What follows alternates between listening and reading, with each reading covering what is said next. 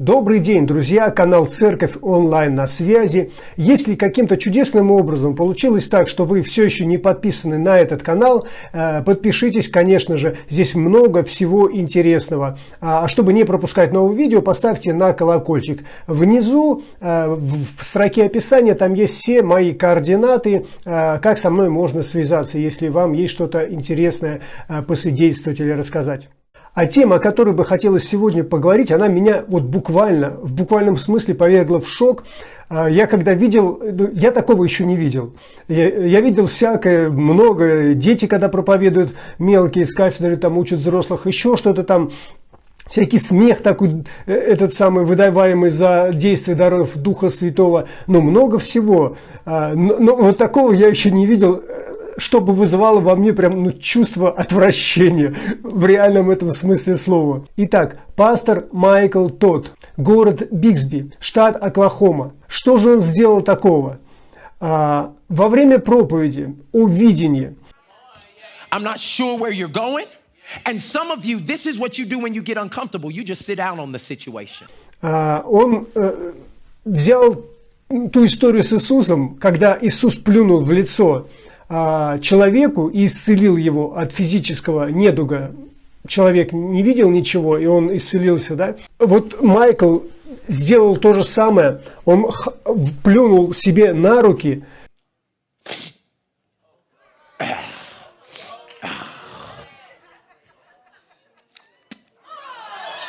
Три раза. Причем он не просто это, вот так вот, он взял это изнутри, простите, я даже показывать это не могу. Он это вот все, вы увидите по видео, как это все происходило.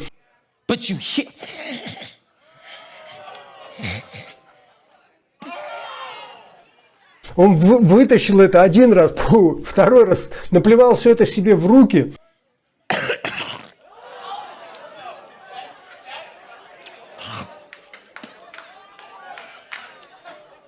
И после этого размазал все это в лицо парню, которого он вывел на сцену.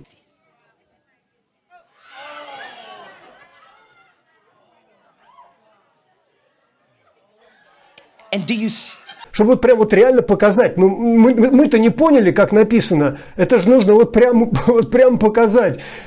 Я просто в шоке. Вот меня никогда еще не выкручивало. Одно дело рассказы, другое дело, когда тебе это все показывают. Ужас! Проповедь была о видении, не о физическом исцелении, а о видении, что Бог исцеляет наши духовные глаза и так далее. Зачем это надо было показывать? Не знаю, но это его дело, ладно, ну захотел, показал.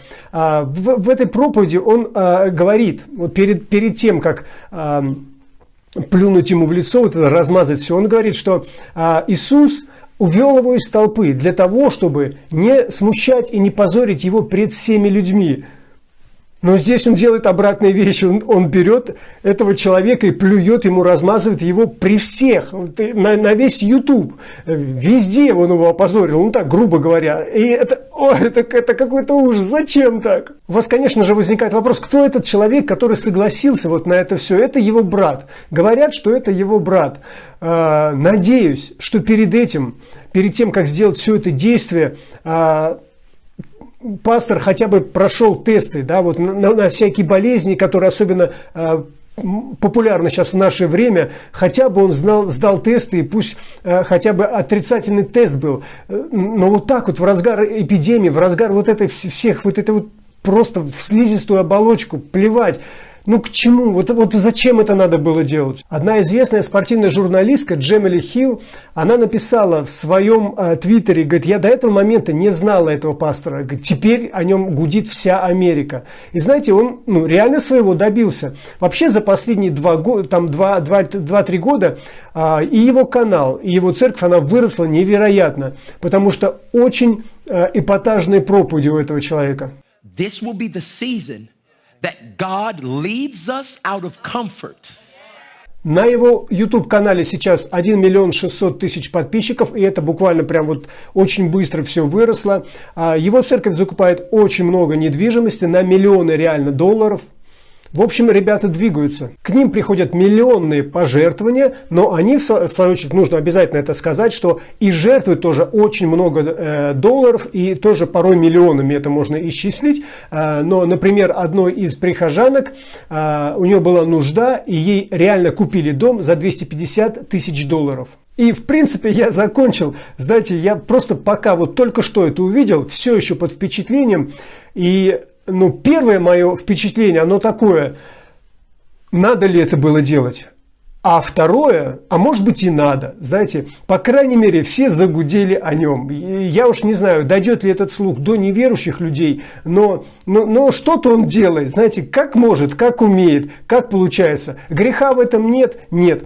Провокации есть? Однозначно. Если у него пиар в этом смысле, однозначно. Нужно ли так делать или нет, это дело каждого, сугубо каждого. В общем, вот такие события у нас в христианском мире. Друзья, подписывайтесь на канал. Всем благословений. И этому пастору тоже. Пусть дальше процветает.